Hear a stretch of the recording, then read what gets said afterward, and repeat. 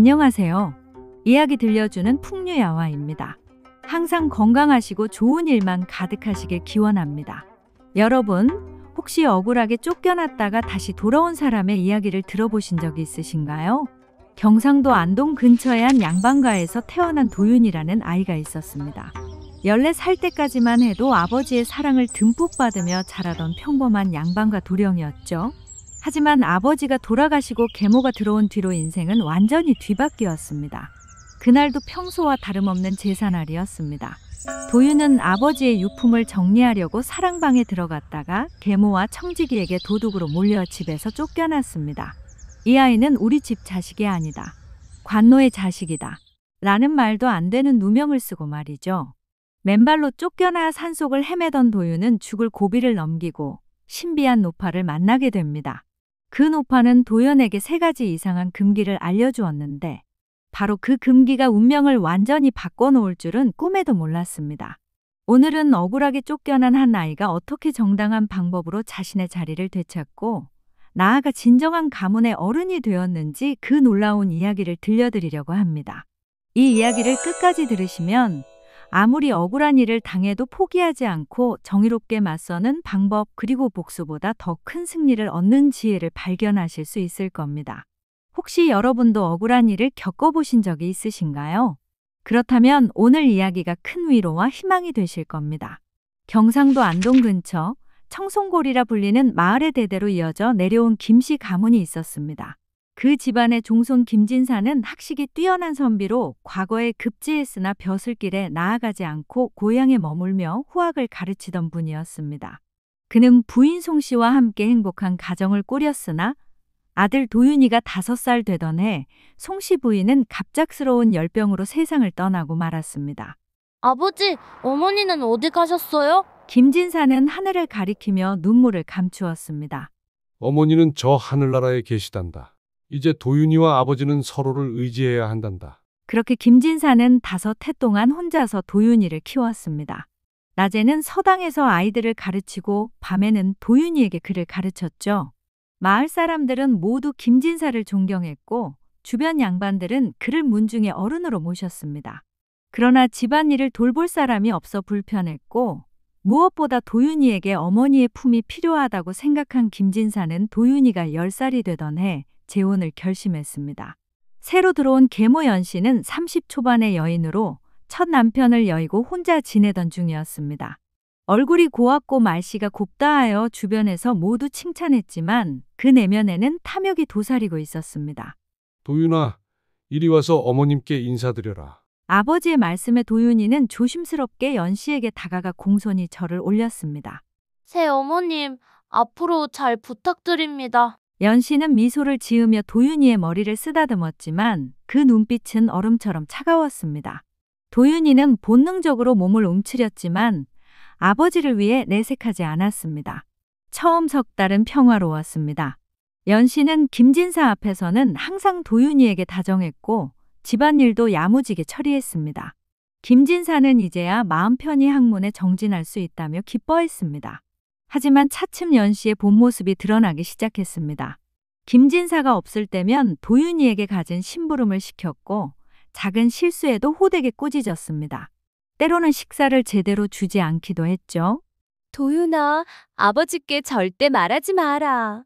말했다간 더 큰 벌을 받을 테니. 도윤이는 아버지가 슬퍼할까봐 모든 것을 참고 견뎠습니다. 그러던 어느 날 연씨는 청지기 길상을 불러 은밀히 대화를 나누었습니다. 자네, 이 집안이 얼마나 부유한지 알고 있나? 예, 부인. 김진사 어른께서는 논이 300마지기의 살림도 여러 곳에 가지고 계시죠. 내 생각에 이 모든 것이 그 어린 것에게 돌아가는 건 아깝지 않은가? 길상은 연씨의 속내를 파악하고 은밀히 미소 지었습니다. 부인 말씀이 옳습니다. 그런데 어떻게 하면 좋을까요? 방법이 있을 거야. 우선 김진사를 잘 살펴보게. 그의 건강이 어떤지. 그렇게 두 사람의 흉계가 시작되었습니다. 연씨는 은밀히 김진사의 음식에 무언가를 타기 시작했고 차츰 김진사의 건강이 나빠졌습니다. 처음에는 기력이 떨어지는 정도였지만 시간이 지날수록 심해졌습니다. 도윤이가 14살이 되던 해봄, 김진사는 결국 병상에 눕게 되었습니다. 의원들이 와도 병의 원인을 알 수 없다 했습니다. 도윤이는 밤낮으로 아버지 곁을 지켰습니다. 아버지, 제발 나와주세요. 저 혼자 두고 가시면 어떻게 해요? 김진사는 힘없이 도윤이의 손을 잡았습니다. 도윤아, 내가 너를 일찍 떠나게 되어 미안하구나. 하지만 너는 우리 집안의 종손이다. 어머님을 잘 모시고 집안을 잘 지켜다오. 임종이 가까워지자 김진사는 서한을 가져오게 하여 무언가를 써내려갔습니다. 그것은 유서였습니다. 김진사는 유서를 쓴 뒤 가문의 인장으로 봉인하고 도윤이에게 주었습니다. 이것은 때가 되면 열어보거라. 내가 위험할 때 이것이 너를 지켜줄 것이다. 김진사는 그날 밤 도윤이의 손을 잡은 채 눈을 감았습니다. 마을 전체가 김진사의 죽음을 애도했고 장례는 엄숙하게 치러졌습니다. 하지만 김진사가 눈을 감자마자 집안의 분위기는 완전히 달라졌습니다. 연씨는 도윤이를 하인 취급하기 시작했고 청지기 길상은 대놓고 도윤이를 무시했습니다. 더 큰 문제는 김진사가 남긴 유서가 보이지 않았다는 것입니다. 도윤이가 아무리 찾아도 유서는 온데간데 없었습니다. 어머님, 아버지께서 남기신 유서가 어디 있는지 아십니까? 무슨 유서? 그런 건 없었다. 내가 헛것을 본 게지. 도윤이는 당황했지만 더 이상 묻지 못했습니다. 그는 아버지가 평소 소중히 여기던 물건들을 자신의 방에 정리해두고 매일 그것들을 보며 아버지를 그리워했습니다. 그해 가을, 김진사의 기일을 맞아 제사를 지내는 날이었습니다. 집안 어른들과 친척들이 모두 모였고 도윤이는 종손으로서 제사를 주관해야 했습니다. 그는 아버지의 옷장에서 제사 때 입던 도포를 찾던 중 서한 뒤편에서 아버지가 생전에 쓰시던 문서함을 발견했습니다. 아버지의 유품을 정리해야겠다. 도윤이는 문서함을 들고 사랑방으로 갔습니다. 그리고 조심스럽게 문서함을 열어 내용물을 살펴보기 시작했습니다. 그때 갑자기 문이 벌컥 열리며 연씨와 길상이 들이닥쳤습니다. 이놈이 도둑질을 하고 있었습니다. 길상의 고함에 집안 사람들이 모두 몰려왔습니다. 연씨는 구석에 숨겨두었던 주머니를 꺼내 바닥에 쏟았습니다. 그 안에는 김진사 가문의 귀중한 은어와 폐물들이 담겨 있었습니다. 이 아이가 집안의 귀중품을 훔치려 했어요. 사실 이 아이는 우리 집 자식이 아닙니다. 관노의 자식이에요. 도윤이는 너무 놀라 말을 잇지 못했습니다. 모든 것이 혼란스러웠습니다. 어머님, 그게 무슨 말씀이십니까? 저는 분명히 닥쳐라. 내 아비가 죽기 전에 모든 것을 털어놓았다. 너는 진짜 자식이 아니라고. 이 문서를 보아라. 연씨는 미리 준비해둔 가짜 문서를 들어보였습니다. 그것은 김진사가 쓴 것처럼 꾸며진 고백장이었습니다. 그 내용인즉 도윤이는 김진사의 친자가 아니라 관노의 자식을 거두어 키웠다는 것이었습니다. 당장 이 집에서 나가거라. 감히 양반 행세를 하다니. 도윤이는 맨발로 집 밖으로 쫓겨났습니다. 그가 입고 있던 옷가지 외에는 아무것도 가질 수 없었습니다. 찬바람이 불던 늦가을 밤, 14살 소녀는 그렇게 하루아침에 모든 것을 잃었습니다. 집을 나서는 도윤이의 눈에서는 눈물이 흘렀지만 그의 가슴 속에는 단 하나의 확신이 있었습니다. 아버지, 저는 반드시 진실을 밝히고 돌아오겠습니다. 정처 없이 산길을 헤매던 도윤이는 배고픔과 추위에 지쳐가고 있었습니다. 마을을 벗어나 깊은 산속으로 들어가는 길에서 그는 길가에 쓰러진 거지 할아버지를 만났습니다. 할아버지는 며칠을 굶었는지 몹시 초췌해 보였죠. 도윤이는 자신도 굶주렸지만 품에 있던 마지막 보리떡을 꺼내 할아버지에게 건넸습니다. 그것은 아침에 하인이 몰래 싸주었던 것으로 도윤이의 유일한 식량이었습니다. 할아버지, 이거라도 드세요. 고맙구나, 얘야. 내 얼굴을 보니 큰 시련을 겪고 있는 것 같구나. 할아버지는 보리떡을 받아 먹으며 도윤이를 측은히 바라보았습니다. 이 산길은 험하니 조심하거라. 산중턱에 초막이 하나 있는데 그곳에 사시는 노파가 너를 도와줄지도 모른다. 도윤이는 감사의 인사를 전하고 할아버지가 가리킨 방향으로 산을 올랐습니다. 하지만 날은 점점 어두워지고 갑자기 비가 내리기 시작했습니다. 도윤이는 비에 젖은 채 길을 잃고 헤매다가 결국 쓰러지고 말았습니다. 아버지, 어머니. 의식이 흐려지는 순간 그는 누군가 자신을 업어옮기는 것을 희미하게 느꼈습니다. 얼마나 시간이 지났을까요? 도윤이는 누군가 이마에 물을 적셔주는 감촉에 눈을 떴습니다. 깨어나거라, 아이야. 할머니, 저를 구해주셨군요. 그래, 내가 산길에 쓰러진 것을 보고 그냥 지나칠 수가 없었다. 할머니, 제가 어떻게 여기까지 왔나요? 할머니께서 저를 업고 오셨나요? 노파는 미소만 지을 뿐 대답하지 않았습니다. 하지만 그 미소 속에는 깊은 연민이 담겨 있었습니다. 내 눈빛을 보니 큰 슬픔을 안고 있구나. 무슨 일이 있었는지 이야기해 보렴. 도윤이는 그동안 있었던 일을 모두 털어놓았습니다. 아버지의 죽음부터 계모의 모함, 그리고 집에서 쫓겨난 일까지 노파는 조용히 듣고 있다가 말했습니다. 억울한 일을 당했구나. 하지만 포기하지 마라. 진실은 반드시 밝혀지는 법이니까. 노파는 도윤이를 일주일 동안 돌봐주었습니다. 도윤이의 몸이 회복되는 동안 노파는 그에게 여러 가지를 가르쳤습니다. 약초를 구별하는 법, 길을 찾는 법, 그리고 사람의 마음을 읽는 법까지. 사람의 눈은 거짓말을 하지 못한단다. 진실을 찾고 싶다면 사람들의 눈을 보거라. 도윤이는 노파의 가르침을 하나하나 마음에 새겼습니다. 그리고 떠나는 날, 노파는 도윤이에게 3가지 금기를 알려주었습니다. 첫째, 분노로 칼을 들지 말 것. 복수심으로 행동하면 자신만 다치게 된다. 둘째, 진실의 증거는 빛이 없는 곳에서 찾을 것. 밝은 곳에 드러난 것이 항상 진실은 아니니라. 셋째, 너를 해친 자라도 최후에 하나만은 용서할 것. 완전한 승리는 용서 속에 있느니라. 그리고 노파는 붉은 실로 만든 매듭을 도윤이의 손목에 묶어주었습니다. 매듭은 3번 꼬여 있었습니다. 이 매듭이 풀릴 때 진실이 드러날 것이다. 첫 번째 매듭이 풀릴 때 너는 길을 찾게 될 것이고, 두 번째 매듭이 풀릴 때 증거를 얻게 될 것이며, 세 번째 매듭이 풀릴 때 모든 것이 제자리를 찾게 될 것이다. 도윤이는 노파에게 깊이 절하며 감사의 인사를 드렸습니다. 할머니, 은혜 잊지 않겠습니다. 제가 집을 되찾으면 꼭 다시 찾아뵙겠습니다. 노파는 미소를 지으며 고개를 끄덕였습니다. 가거라, 아이야. 내 앞길에 행운이 있기를. 도윤이는 노파가 알려준 길을 따라 산을 내려왔습니다. 그는 우선 자신의 출생에 대한 진실을 찾기로 마음먹었습니다. 하지만 아는 것이 아무것도 없었기에 누구에게 도움을 청해야 할지 막막했습니다. 읍내로 내려온 도윤이는 사람들의 눈을 피해 뒷골목을 걸었습니다. 그때 누군가 그의 이름을 불렀습니다. 도윤아! 정말 도윤이 맞구나. 돌아보니 행상을 하는 박서방이었습니다. 박서방은 도윤이의 아버지와 거래를 했던 사람으로 도윤이가 어렸을 때부터 알고 지내던 사람이었습니다. 박서방님! 아이고, 도련님. 이게 어찌 된 일입니까? 왜 이런 행색을? 소문을 들었습니다만 정말 집에서 쫓겨나셨다는 게 사실입니까? 도윤이는 자초지종을 설명했습니다. 박서방은 혀를 찼습니다. 그현 씨 부인이 그런 짓을... 사실 마님이 시집 가실 때 제가 혼수품을 날랐는데 그때부터 뭔가 수상했습니다. 단숨에 너무 많은 폐물을 장만했거든요. 가난한 과부가 그런 폐물을 어떻게 마련했는지. 박서방님, 제가 어떻게 해야 할까요? 일단 증거가 필요합니다. 도련님께서 진짜 김진사 어른의 아들이라는 증거와 연씨 부인이 거짓말을 했다는 증거요.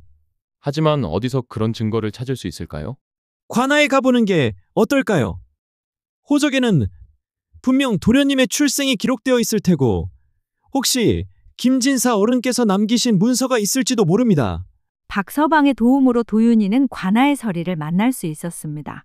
서리는 도윤이를 보자 놀란 표정을 지었습니다.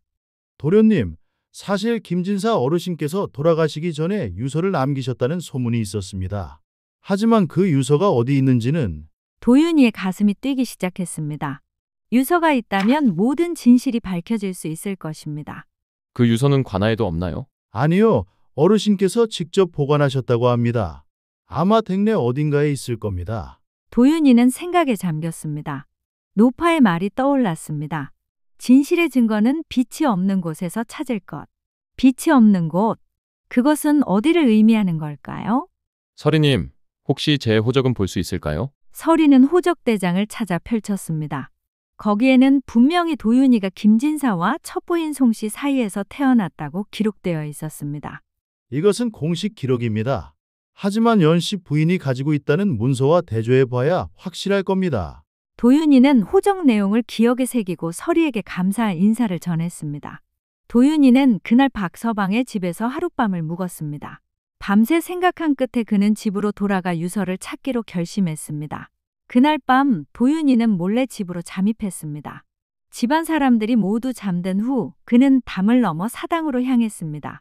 노파가 말한 빛이 없는 곳이 무엇인지 곰곰이 생각해보니 아버지가 늘 사당에서 기도하시던 모습이 떠올랐습니다.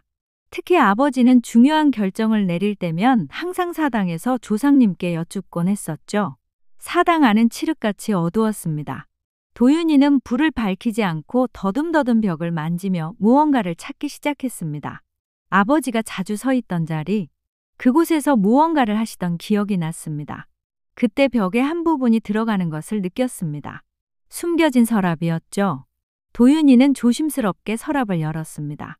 그 안에는 봉인된 유서와 함께 가문의 인장이 들어 있었습니다.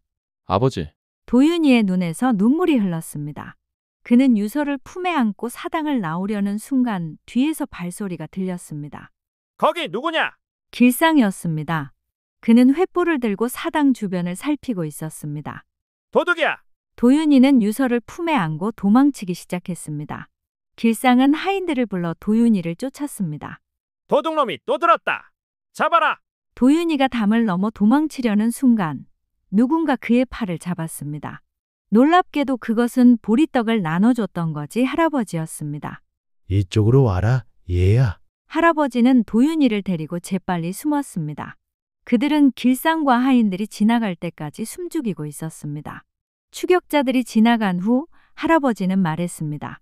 선행은 반드시 보답받는 법이지. 내가 준 보리떡 덕분에 목숨을 건졌으니 이제 내가 너를 도울 차례다. 할아버지는 도윤이를 마을 외곽의 빈 창고로 데려갔습니다. 그곳은 오래된 곡식 창고로 지금은 거의 사용하지 않는 곳이었습니다. 여기서 며칠 머물러라. 내가 음식과 물을 가져다 줄 테니. 도윤이는 할아버지의 도움으로 안전한 곳에서 유서를 살펴볼 수 있었습니다. 유서의 내용은 명확했습니다. 도윤이가 틀림없는 적자이며 모든 재산을 물려받을 정당한 후계자임이 명시되어 있었습니다. 또한 김진사는 연씨가 자신을 독살했다는 의심도 적어 놓았습니다. 만약 내가 갑작스럽게 세상을 떠나게 된다면 그것은 필시 독살일 것이다. 내 아내 연씨를 주목하라. 도윤이는 아버지의 마지막 말을 읽으며 슬픔과 분노가 교차했습니다. 하지만 그는 노파의 첫 번째 금기를 기억했습니다. 분노로 칼을 들지 말 것. 그는 복수가 아닌 정의를 위해 행동하기로 마음먹었습니다. 이때 도윤이의 손목에 묶인 첫 번째 매듭이 스르륵 풀렸습니다. 도윤이는 놀라워하며 노파의 말을 떠올렸습니다. 첫 번째 매듭이 풀릴 때 너는 길을 찾게 될 것이다. 그렇습니다. 이제 그는 자신이 가야 할 길을 찾았습니다. 바로 관아의 소청을 올려 진실을 밝히는 것이었습니다. 도윤이는 유서를 가지고 관아의 소청을 올리기로 했습니다. 하지만 연씨와 길상도 가만히 있지 않았습니다. 그들은 도윤이가 도둑질을 하다 잡혔다는 거짓 소문을 퍼뜨리고 가짜 유서와 위증자들을 준비했죠. 며칠 후 도윤이는 할아버지와 박서방의 도움으로 관아로 갔습니다. 그는 소청을 올려 자신의 억울함을 호소했습니다. 고을 원님은 사건의 심각성을 깨닫고 직접 신문하기로 했습니다. 이틀 후 공개 신문을 열겠다. 양측이 모두 증거와 증인을 준비해 오너라. 소식을 들은 연씨는 당황했지만 곧 길상과 함께 대책을 세웠습니다. 그들은 마을에서 가장 신뢰받는 노인 몇 명에게 뇌물을 주어 위증을 부탁했고 가짜 문서도 더욱 정교하게 준비했습니다. 길상, 이번에 실패하면 우리 둘 다 끝이야. 절대 실수가 없어야 해. 걱정 마십시오, 부인. 이미 모든 준비가 끝났습니다. 드디어 공개 신문 날이 되었습니다. 도윤이는 박서방, 설이 거지 할아버지와 함께 서 있었고 연씨는 길상과 몇몇 증인들을 대동했습니다. 자, 이제 양쪽의 주장을 모두 들어보겠다. 먼저 연씨 부인부터 말해보시오. 연씨는 눈물을 흘리며 말했습니다. 원님, 이 아이는 제 남편이 관노와의 사이에서 낳은 자식입니다. 남편이 임종 때 저에게 고백했습니다. 여기 유서도 있습니다. 연씨가 내민 유서를 원님이 살펴보았습니다. 그리고 증인으로 나선 노인들도 한 목소리로 말했습니다. 예, 김진사께서 늘 도윤이가 관노의 자식이라고 고민하셨습니다. 도윤이의 얼굴을 보면 관노 삼돌이와 닮았다는 소문이 있었지요. 그때 도윤이가 나섰습니다. 원님, 그것은 모두 거짓입니다. 여기 진짜 유서가 있습니다.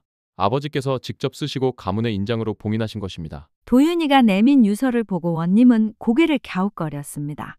2개의 유서라. 이것은 필적 감정이 필요하겠군. 원님은 김진사의 평소 글씨가 담긴 문서들을 가져오게 했습니다. 그리고 고을에서 가장 학식 있는 노인을 불러 필적을 대조했습니다. 노인은 두 유서를 면밀히 살펴본 후 말했습니다. 원님, 이 유서는 김진사의 필체가 맞습니다만 이쪽 유서는 누군가 흉내낸 것으로 보입니다. 노인은 도윤이가 가져온 유서를 가리켰습니다. 도윤이는 당황했지만 그는 냉정을 유지했습니다. 원님, 제 유서가 진짜인지 확인하는 방법이 있습니다. 이 유서는 가문의 인장으로 봉인되어 있었습니다. 인장을 확인해 주십시오. 원님이 인장을 살펴보니 과영 관청에 등록된 김씨 가문의 인장과 일치했습니다. 연씨가 가져온 유서에는 인장이 없었습니다. 증거가 하나둘 쌓이자 연씨는 당황하기 시작했습니다. 그때 도윤이가 결정적인 증인을 불러들였습니다. 원님, 여기 계신 분은 저희 집에서 30년간 일하신 노복순이 할멈입니다. 제가 태어날 때부터 저를 돌봐주신 분이죠. 순이 할멈이 떨리는 목소리로 증언했습니다. 원님, 도련님은 분명히 김진사 어르신과 돌아가신 첩부인 사이에서 태어난 적자가 맞습니다.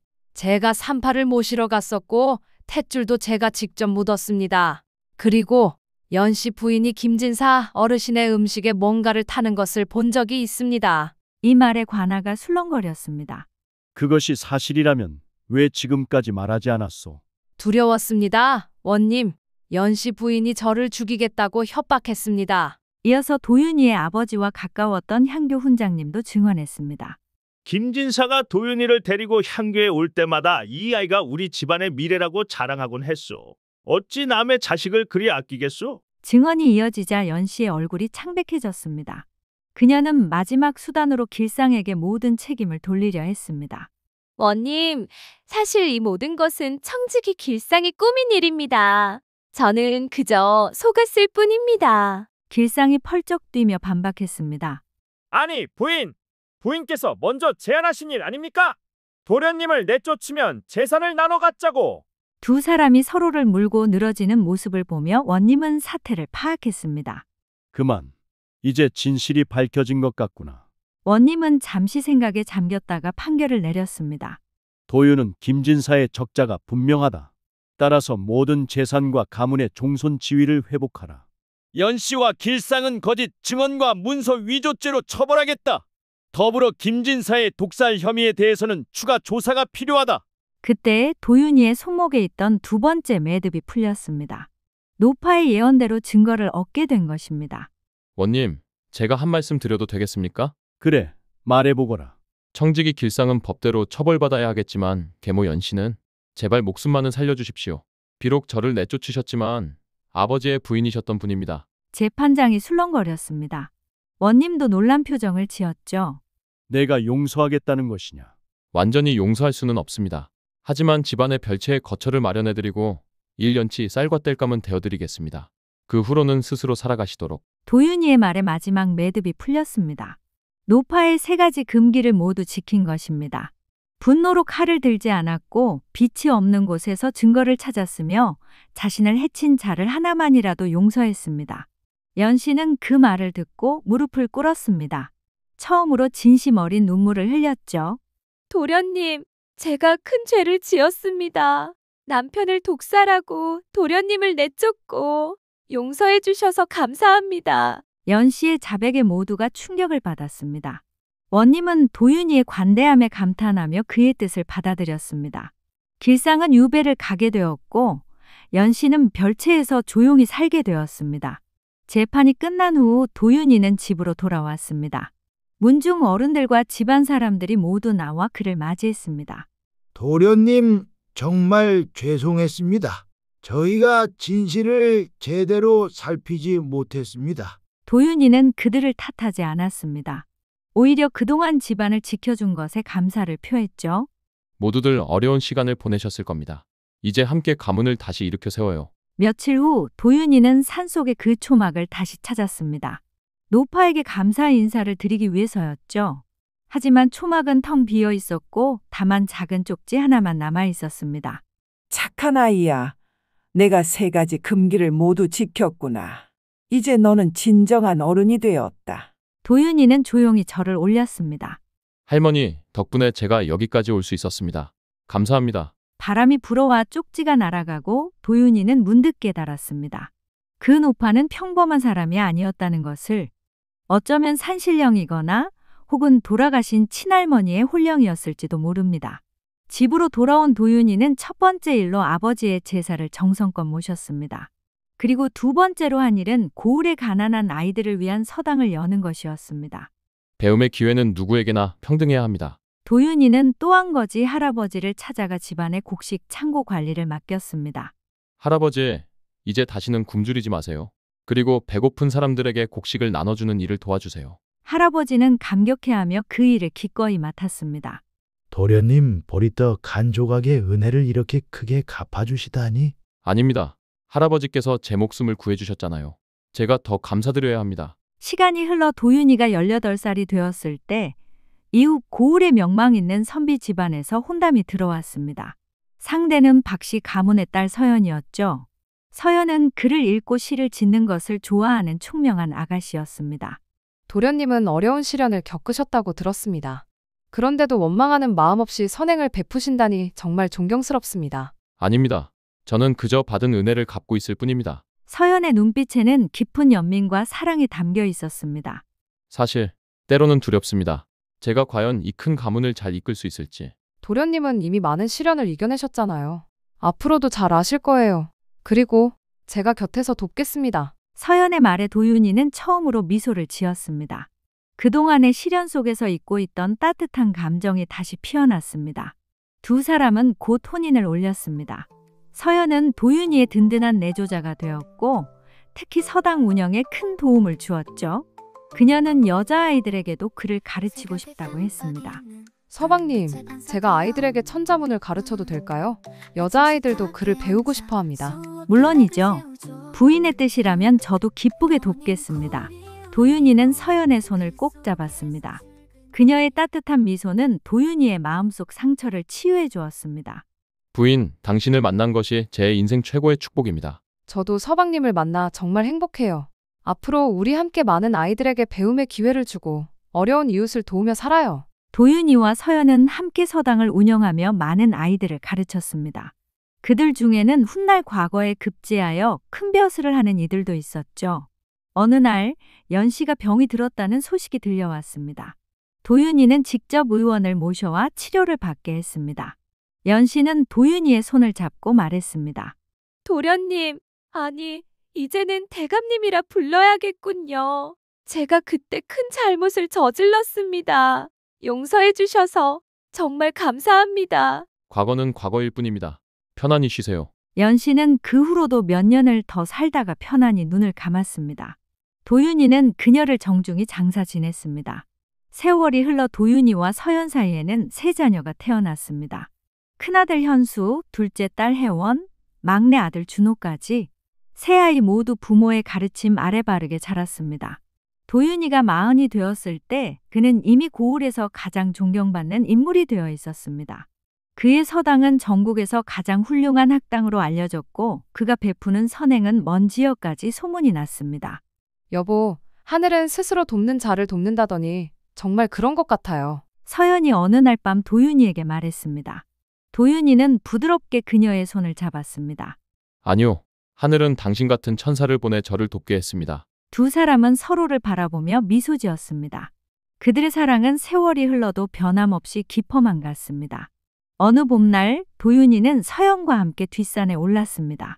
만개한 진달래꽃이 산을 붉게 물들이고 있었죠. 서방님, 우리가 혼인한 지도 벌써 30년이 넘었네요. 그러게요. 부인 덕분에 제가 이렇게 행복한 삶을 살 수 있었습니다. 안 해요. 서방님이 어려운 시련을 이겨내고 바른 길을 걸으셨기에 오늘이 있는 거예요. 세월이 흘러 도윤이가 일흔이 되었을 때 그는 자신의 일생을 돌아보며 후손들에게 남길 가훈을 지었습니다.